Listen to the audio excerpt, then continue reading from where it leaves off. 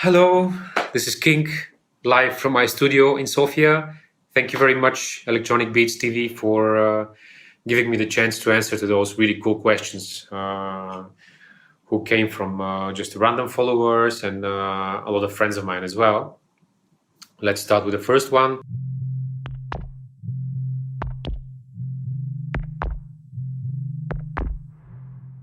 I jump back and forth between projects because most of my life I've been producing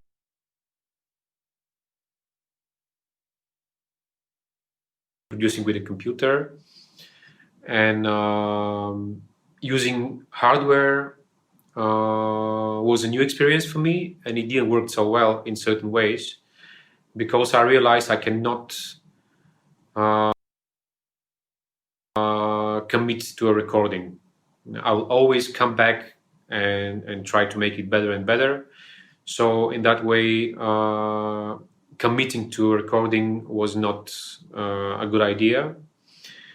Of course, working in the digital environment, having the option to revisit your project can be dangerous, but I developed very good skill of deciding if a certain demo is worth the investment of time to be finished. So that's my way. Basically, I'm very good at deleting ideas, and I keep only those who are worth finishing. And yes, I have some demos which are aging for months, for years, but most of them are good, and they always end up finished.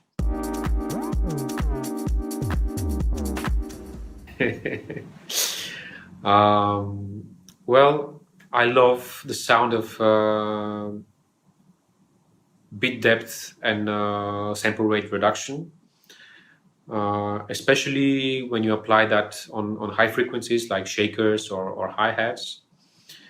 When you do that, you generate harmonics which are not existing, and to my ears you expand the spectrum of the sound. So the expensive way to do it, it's probably the best way to do it, is to buy this EMU SP1200 classic sampler drum machine. However, besides it's quite expensive, it's very limited in terms of functions, and what I'm doing mostly is I use plugins, and my favorite is Decimort by D16. So it's bit depth sample rate reduction plugin, which also have very nice some sort of a preamp, and basically it emulates the behavior of the old samplers, and that's how I make my hi-hats and shakers very sexy.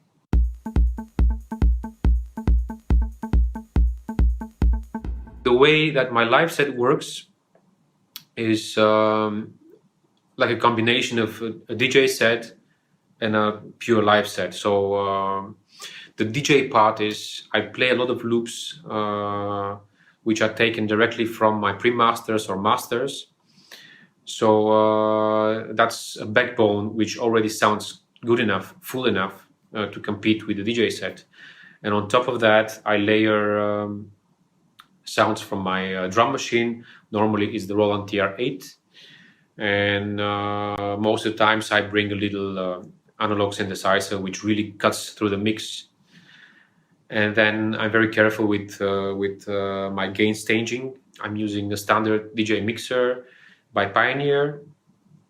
I noticed that I'm quite happy with the sound of the DJI 900 Nexus 2, and if you put the levels right, if you just touch the red tiny bit, it's okay. It sounds full. The mixer actually acts a little bit like a limiter, and it gives enough body to my sound. So that's my way. I'm still not completely happy. Often it happens when there's a DJ after me, the sound pressure gets a bit stronger.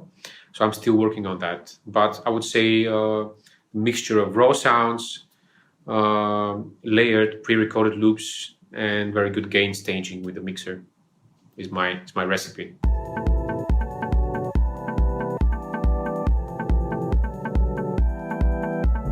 I wish somebody asked me that question 11 years ago, because in 2009 I got permanent tinnitus, and it happened because I was experimenting with distortions on headphones for many hours, and then I got this ringing, which it's still there, unfortunately. So what I can say is our body is very fragile, our ears are very fragile, and I try to wear earplugs every time I'm in a venue. I have custom earplugs, but once in a while I lose them. So even very cheap earplugs, like 12 euro earplugs with filter, can still do the job. I played with those many times as well. So I would recommend everybody try to wear earplugs in the club and try to mix in your studio and home studio, not so loud. And I guess the most dangerous thing for your ears, beside the club sound systems, is your headphones. So try to use your headphones less. Well, that's a mystery. I'm always also asking myself that question, and I try different approaches. I guess the main question is how to make a good loop. Like once you have a very strong demo, very strong beginning, even if you don't make too much variation, if your core idea is strong enough, it shouldn't be that difficult to make a good track. If you have something going on and you feel like fixing it all the time, adding more elements, changing and fixing problems, maybe you should start with another loop.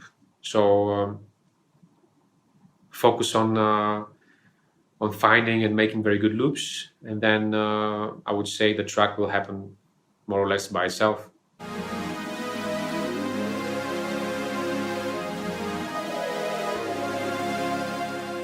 Normally, my time shifting effects like reverbs and delays are on the send return bus.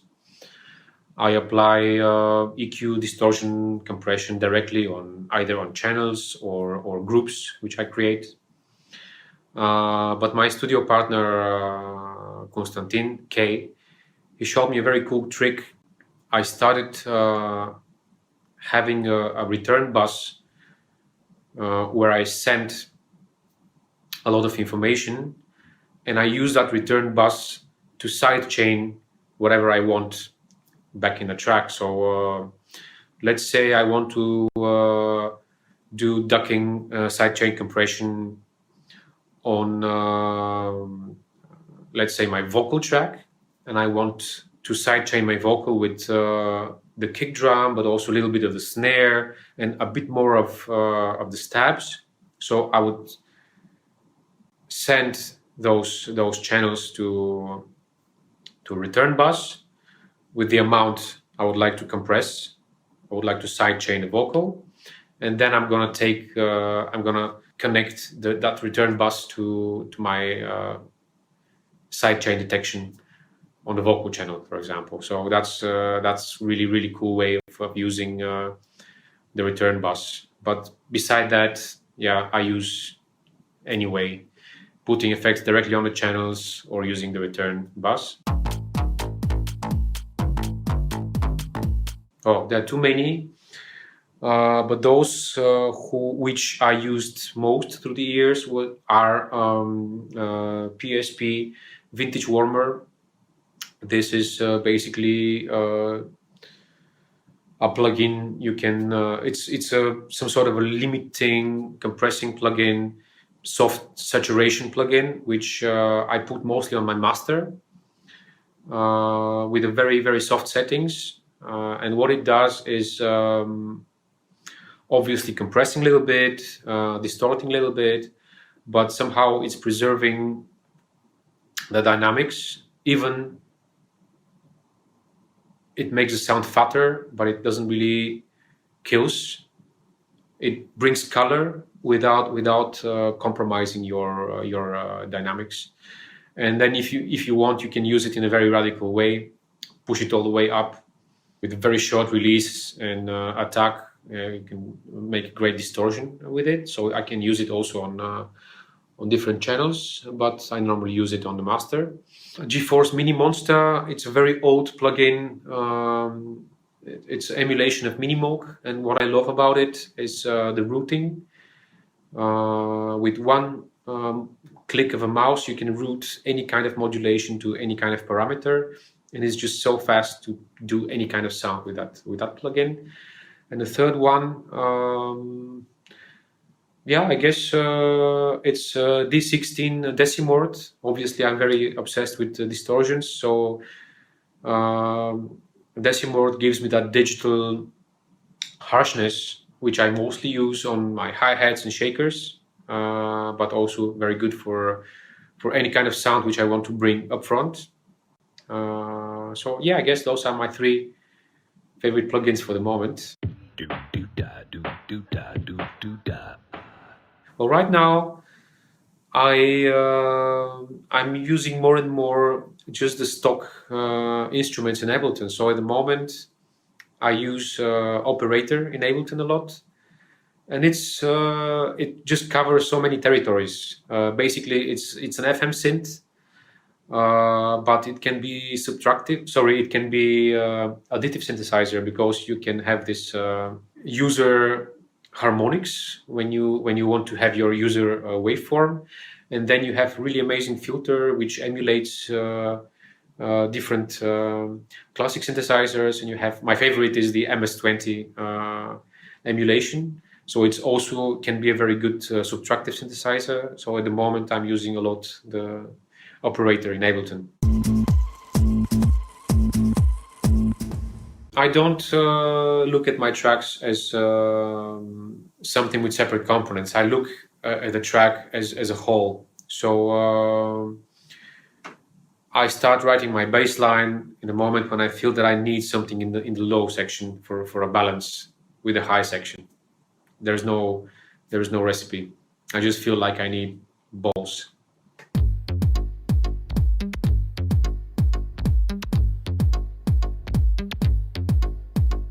I don't think that there is anything wrong by using social media.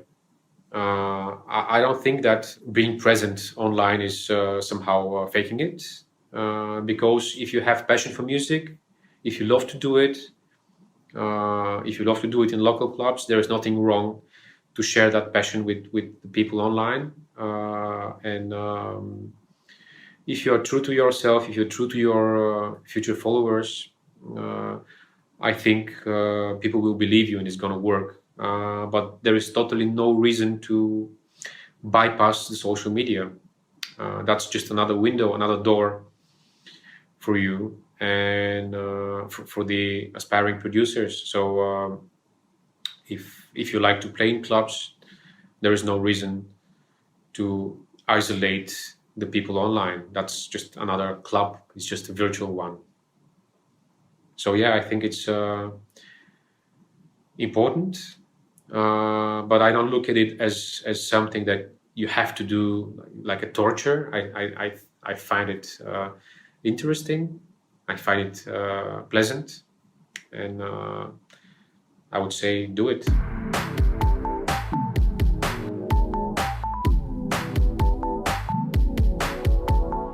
My set can go in 2 ways. The core of my set, the safe part, is I'm using the pre-masters from my tracks, but I don't play the whole track. I just chop a short loop. So it's kind of like DJing with log grooves, like 1 or 2 bars. Even if I do only that without the live improvisation, I'm still constantly deciding on the change of the track. and on the change of the set, because basically I don't have anything arranged on a timeline. And any moment, any second, I can decide and I can drop another part of the track. I can jump to another part of the track, or I can just change the track, change the style. So that's the DJ kind of part. And then on top of that, I have a keyboard, I have a drum machine, I have normally some outboard synths. And as I'm using Ableton as my sequencer and like a loop pedal, I'm able in any moment to record my keys, record my drums, sometimes to resample from a turntable, because I also use a turntable to play a cappellas. So I would say also I can go completely improvised. I can create music on the fly without any pre-recorded element. So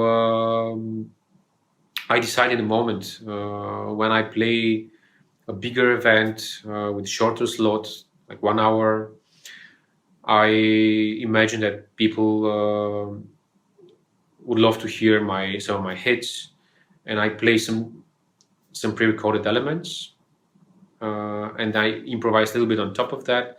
But of course, there is, as I said, there is no timeline. Everything happens in a moment, and I'm able to jump through different melodies. And when I play in a club, a smaller club, when I have a longer slot, sometimes I play all night. And then I just feel more free to improvise completely.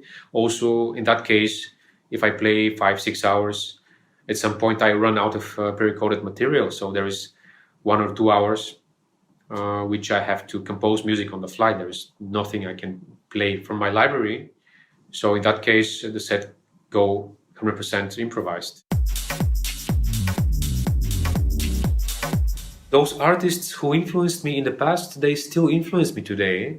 I'm very happy that my taste didn't change so much. It just got expanded.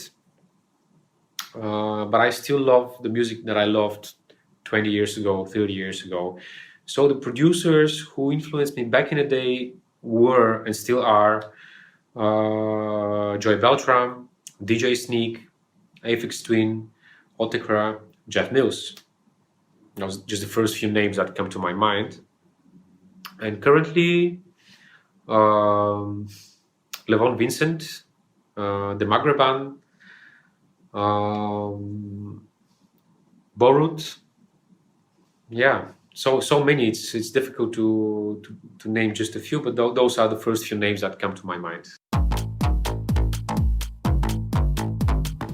It's very important for me to understand the structure of the music, the structure of the sound.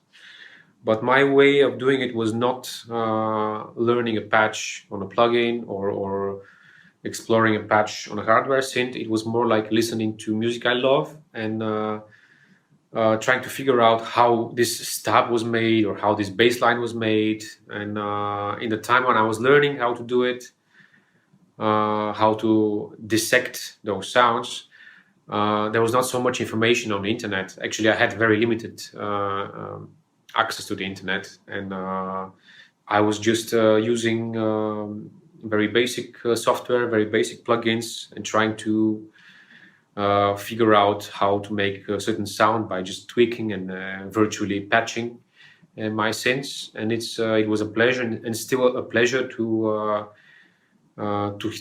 discover a new sound and to try to emulate it. And by doing it, I'm never able to make the sound exactly 100% the same. By emulating the sound that inspired me, I actually learn how to create my own sounds. So that's quite an important process for me.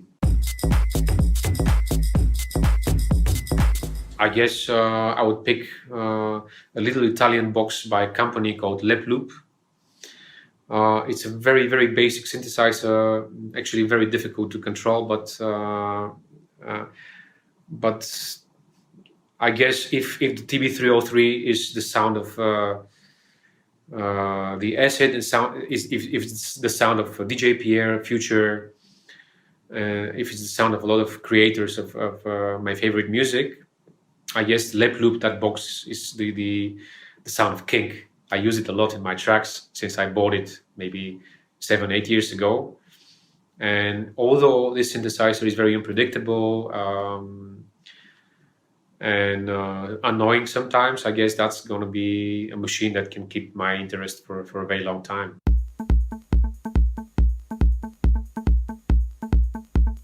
The most important thing for me when I get a new machine is to find the sweet spot of that machine. Is it going to be a character in the sound? Is it going to be the modulations? Is it going to be the sequencing part? Is it the workflow? So my focus is on finding the sweet spot of that machine when I get it.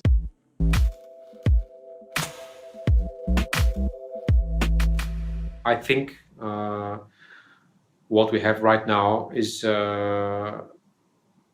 very difficult on many levels for all of us. The pandemic and the lockdown, but also I think that's a golden time for the aspiring producers, because there is nothing they can lose right now.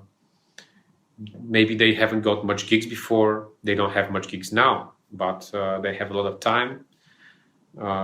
People are spending a lot of time at home. People use internet, so the fans, the music followers are using internet. So that's the best time to introduce yourself to your fans through the web, and also it's a great time to work on your skills. And I think after the pandemic is over, and it will be, the map is going to change big time. There's going to be a lot of newcomers, and my advice is just to use that time, not to wait. It's a golden time for everybody to upgrade and to become better. My favorite drum machine is Roland TR-909 for home usage. What I'm loving about it, beside the sound, is the fact that most of the sounds have two buttons. One button is generating louder sound, and the other button is generating quieter sound. And normally, the combination of two buttons is giving a different result. Like when you press both hi-hat buttons, you have an open hi-hat. When you press both snare drum buttons, you have a snare roll or a flam. So it gives you a very, very quick way to tap a beat, and you get a very dynamic result, which is very difficult to create when you step sequence. But in the live situation, my favorite one is the Roland TR-8. It's a fairly simple drum machine. It keeps some of my favorite sounds inside. It borrows a little bit of the sequencing power of the 909. But what I like about it in the live situation is it has sliders instead of rotary knobs for the levels. So basically, with one hand, I can arrange and animate the levels, while my other hand is free to do something else. So yeah, those two, 909 and TR-8, are my favorite for home and for the stage.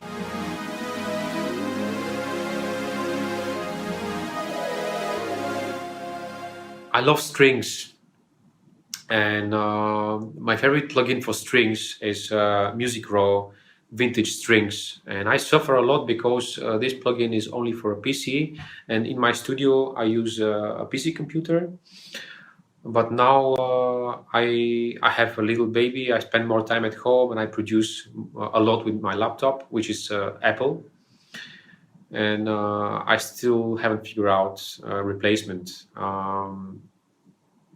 But Another synth which worth mentioning is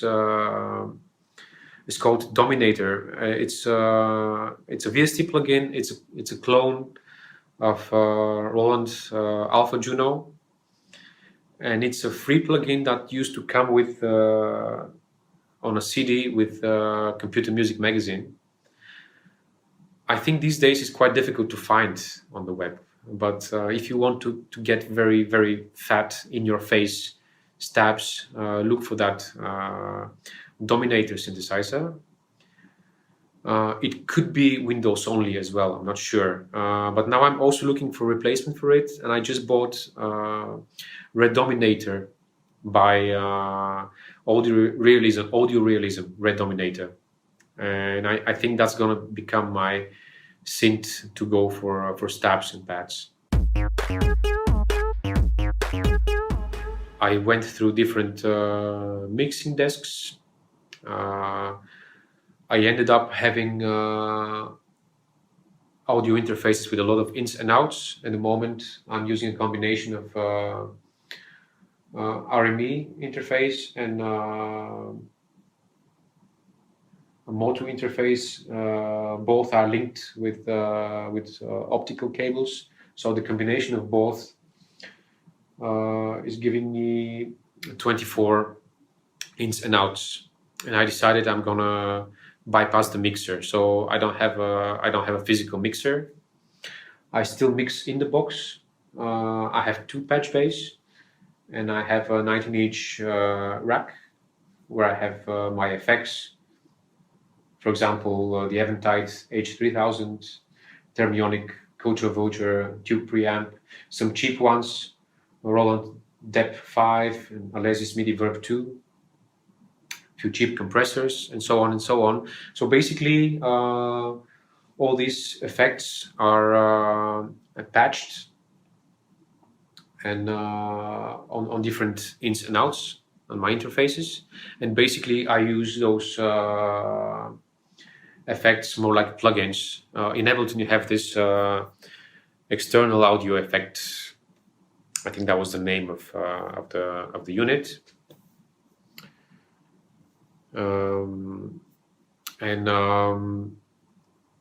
Basically, I have my presets routed correctly, and if I feel like adding a little bit of a tube warmth from the tube preamp, I just grab that preset, that external instrument effect preset, and I have my tube preamp as a preset. So on the hardware level, there's not so much going on. It's basically having those 2 interfaces with many ins and outs.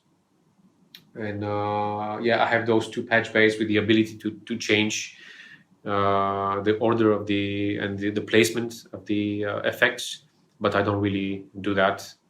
I mostly do it digitally inside Ableton.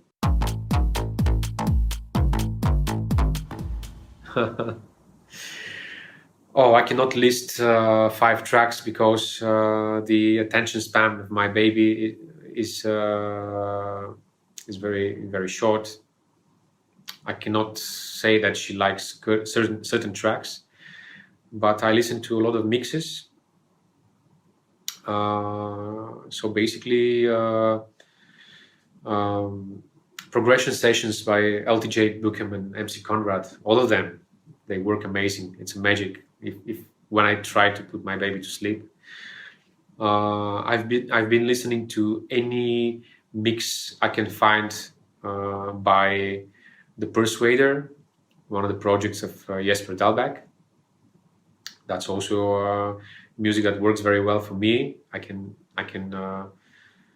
dance a bit with my baby when I carry her, and she is not getting stressed because there is no sudden explosions. There is nothing that bothers you. Just very good chords, very deep music. Even when there is acid track sneaking in the mix, it's made in a very elegant way, and my baby is not bothered. And I quite like playing a mix by Cyan on Trésor, came out in 2002. I think it's called basic channel tracks arrange in process, or arrange in process basic channel tracks. And again, wow, that's timeless music, which is made in a very elegant way. And it can give you the drive to want to dance, but it also it's not stressing you or your baby. I'm very fascinated with atonal music and basically personal scales, but I'm too lazy to pick a scale. So what I do is I look for simple ways to detune my instruments.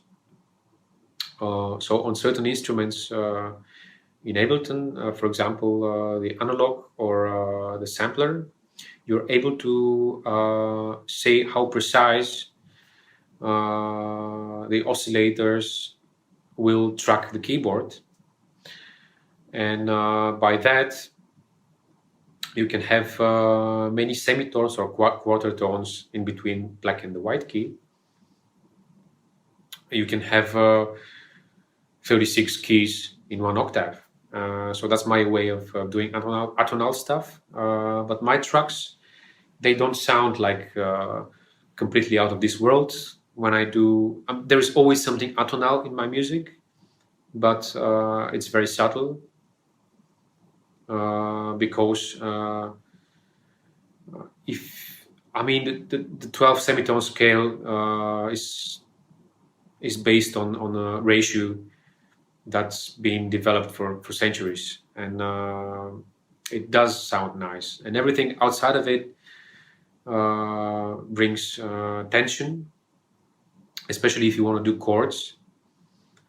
Most of the non-traditional instruments which play different scale, they're not polyphonic. So when I add an atonal element, I do it carefully because I want to have just the right amount of tension. I don't want to make music which is which makes you feel sick.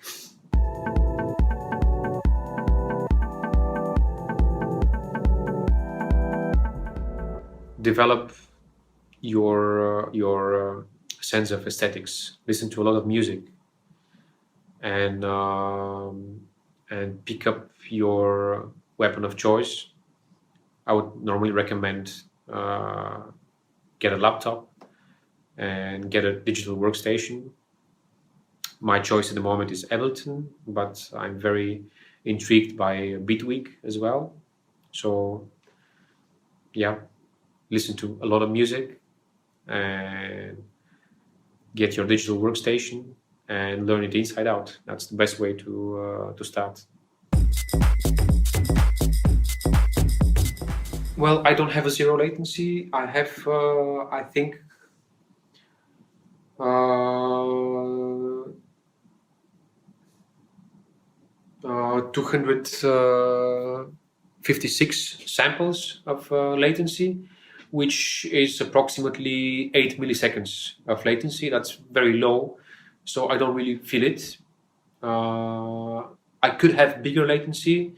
I realized that certain plugins by Waves add big latency. So in my live set, I use pretty much only. I don't use any VST plugins for sound processing. No effects. I'm using only the built-in Ableton effects, which don't cause any latency. And that's my solution. Very stripped down live set, not much plugins, and I come up to 8 or even less milliseconds of latency. That's pretty good. Mostly with USB cables, with powered USB hub. My USB hub is, I try to see, it's by TP-Link. It's, as I said, it's very important to be powered because Certain controllers are very power hungry, so that's very important to bring extra electricity to it. But also I have some controllers like these ones. They go to my computer via Bluetooth, and I have to say sometimes they're even more stable than the wire, because in the club at the festival there's big vibration from the bass, and sometimes those controllers connected with the cable, they can lose contact, and I almost never had a problem with those wireless controllers. So also Bluetooth works. When compressing, I am using high pass filter on the detection of the compressor, so the bass is not compressed. When I'm distorting my drum group, I roll off the bass before distortion, and I bring up the bass after distortion. So what hits the distortion is the mid-range, the high range. You get the nasty computer sterile sound out of the equation, but you have more or less deep transparent bass, which I like a lot.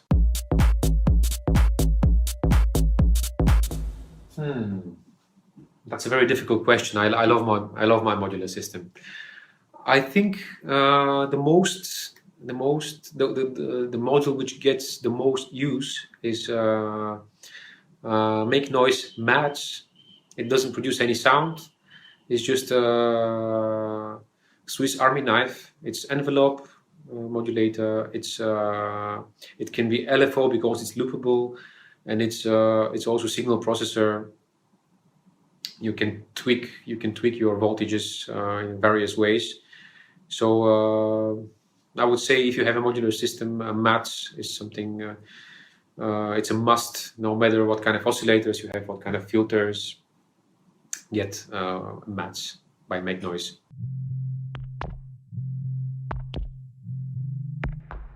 Yeah, at the moment, I really would love to have the Roland Jupiter 8, but the prices at the moment are ridiculous, so I'm gonna wait and see. Maybe somebody's gonna make a clone or a better version of it. And if we speak about something really expensive, extreme, I guess that's the EMS System 100. Yeah, I would love to. I have enough space here in the studio, so I would love to have one wall with that system. It would be amazing. If somebody wants to send me one, I could give you the address. In hardware, my favorite processors are tape delays. I have 3. Over here I have 2. The Roland Space Echo and Sultan Cathedral Echo. And on the other corner of the room there is one more, which is a gift from a friend from Singapore. I'm just fascinated with the way that tape works. I love distortions, so I use the tape echoes not only as a delay unit or reverb unit. I use them also as some sort of mixing tool. Sometimes I run my beats through the delay with 0 feedback, 100% wet, and I just love them. But they're very good tape delay emulations for computers. I still haven't found the right one for Apple, for Mac. For my Windows computer, I use ArcDev Dubbox. It's a free plugin. It's quite difficult to find actually on the web, but it's free. There must be an archive somewhere on the internet where this plugin is available, and I totally recommend it for the Windows users.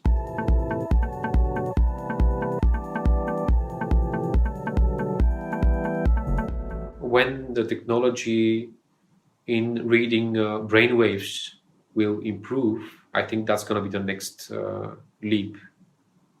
There is already a system which enables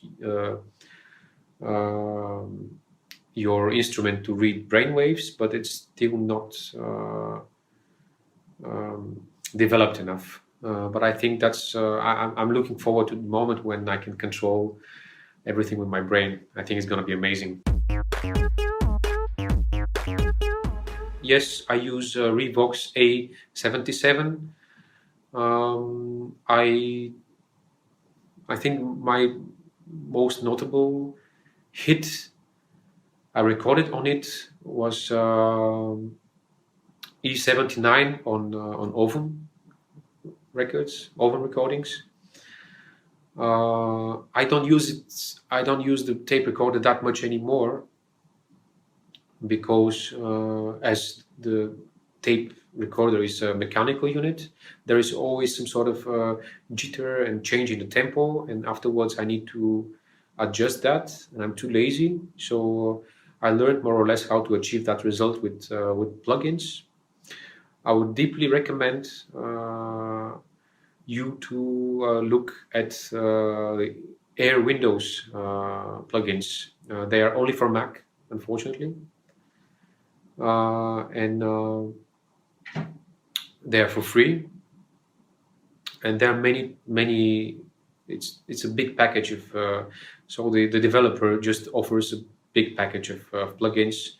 Most of them they don't do much, and the rest they do very subtle effect. But they're amazing emulations of tape units and also of the behavior of analog consoles.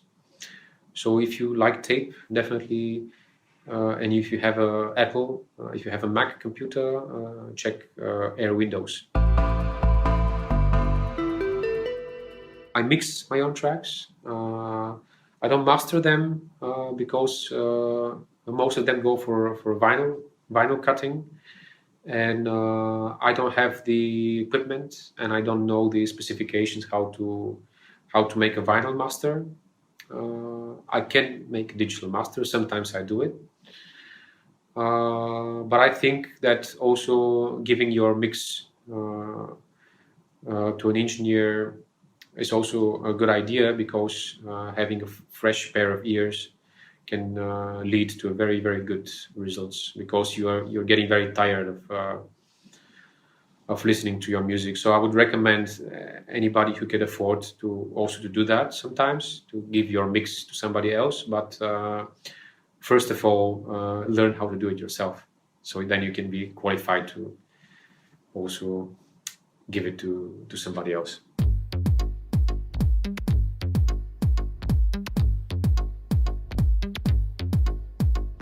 As my switch from DAW to DAWless system was not successful, I wouldn't recommend any from my experience. But people say that the Electron equipment is very good, and I guess that's the way to go. Because with some of their products, you can sequence, you can sample, you can do everything you want to do with the computer as well. In my case, I don't want to switch to DAWless, and I found that a hardware with big screen, that's the computer, is better than hardware with no screen or a small screen. So. Yes, I do. I have EMU SP1200. I have EMU Emax 1. With the analog filters, and I have EMU E64.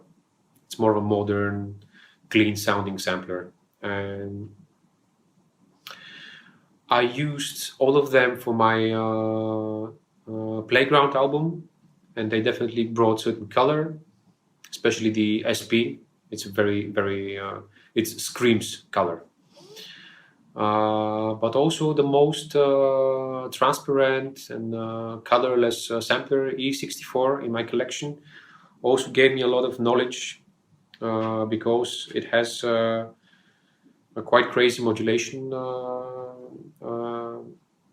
area, and I started using my software samplers better since I was restricted with the hardware samplers, and I had to dig deeper into the modulation matrix.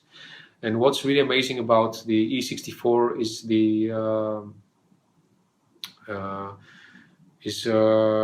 very unusual filters which doesn't exist in analog domain. They call them Z-plane filters, which are kind of three-dimensional. They work in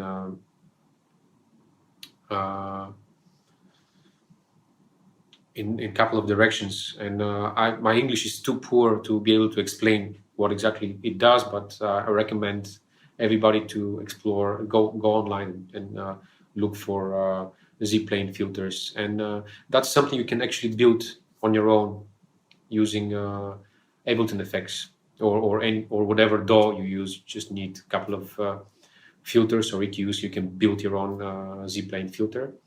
Do your research. But yeah, I'm a big fan of EMU.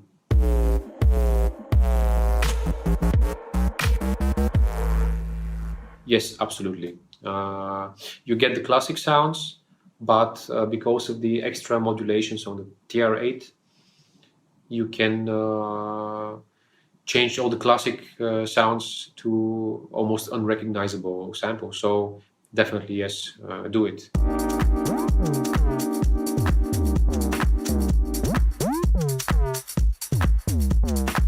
No, I am normally using TR8 as my audio interface. So Ableton goes through the TR8. In that case, I have very, very quick control over a big part of my audio.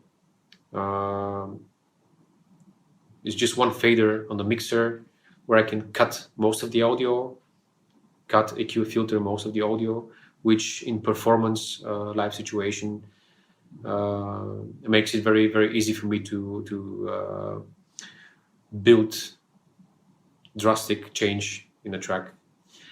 But I'm considering doing that. I'm considering running the channels multi-track to the computer. It's very difficult. I'm a gear addict. I'm a music addict, and there was a very, very, very long period of my life where I would just do my gigs. Then I would be in the studio all the time. So in a way, the difficult situation with the pandemic kind of helped me out to reconnect with family, and yeah, it's difficult. Music addiction is there. It exists. It's real. I have special preamps, but I don't use them. I tend to record them clean, and then I have the choice to process them. Vermona synthesizer is the first one I bought. No, sorry, it's a Casio synthesizer. I'm not sure what was the model name. I think it's Casio CTK 700, something like this. It's a Rumpler with built-in speakers and just a preset machine. And I bought it because it was written like techno rhythm on it and disco. So I thought it's nice. It was a very big mistake, but that was my first synthesizer I bought in 1993, I think, or 94. I managed to sell it afterwards.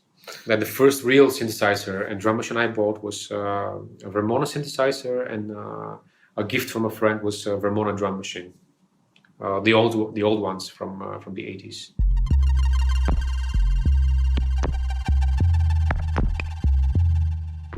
MIDI causes latency, and having audio interface with a lot of ins and outs also, I guess, brings certain latency. Depends also on your processor. I don't have a solution. I'm just adjusting recordings by hand. What I have to say is I don't do much multi-track recordings, so I don't have any clocking problems. Normally, if I record something, it's just one channel at a time, and then I fix the problem if there is any problem. So even if I have the latency, it doesn't bother me that much. I do this before the live set, so each instrument is in its box already. I use my computer as a main sound source, and I do the preparation before the live set. And then when I play live, I don't have to prepare so much. Nothing yet. I would love to design my own instruments. So far I have a couple of ideas, but nothing came to reality yet, but I'm working on it. When I buy a new instrument, I do my research before I buy it. And I always go for an instrument which is very intuitive. Then it takes me approximately 1 day to figure it out. If that happens, I take it with me on a gig. If that doesn't happen, I just retire the instrument for 1 day when I'm going to have time to learn it. But if it takes me longer than 1 day to figure out an instrument, that's a no-go for this instrument, and I put it back in storage.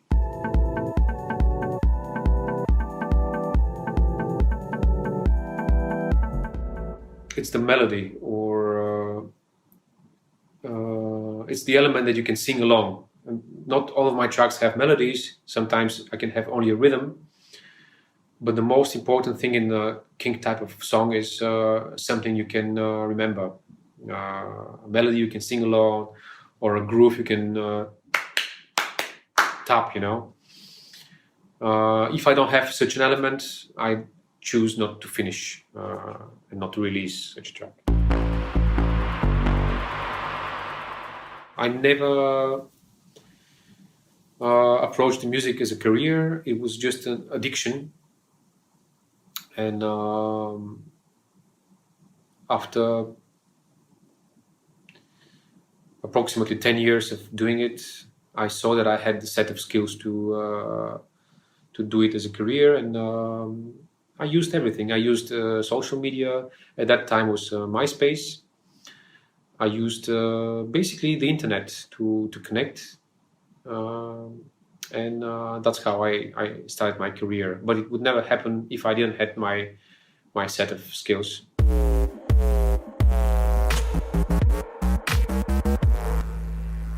Yeah, follow your sense.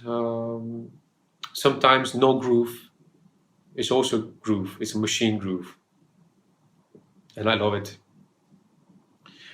I recommend, if you use the digital workstation, just to switch off the grid and put the drums by hand, or play the drums unquantized by hand.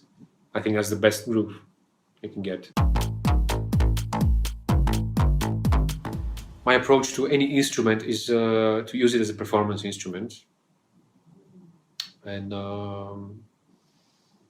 I tend not to program the instrument like the drum machine. I tend to play it, because if I program the drum machine, I would rather use a laptop, because I like the laptop more. It has a bigger screen and more options. But the drum machine have certain controls, so I play it instead of program it.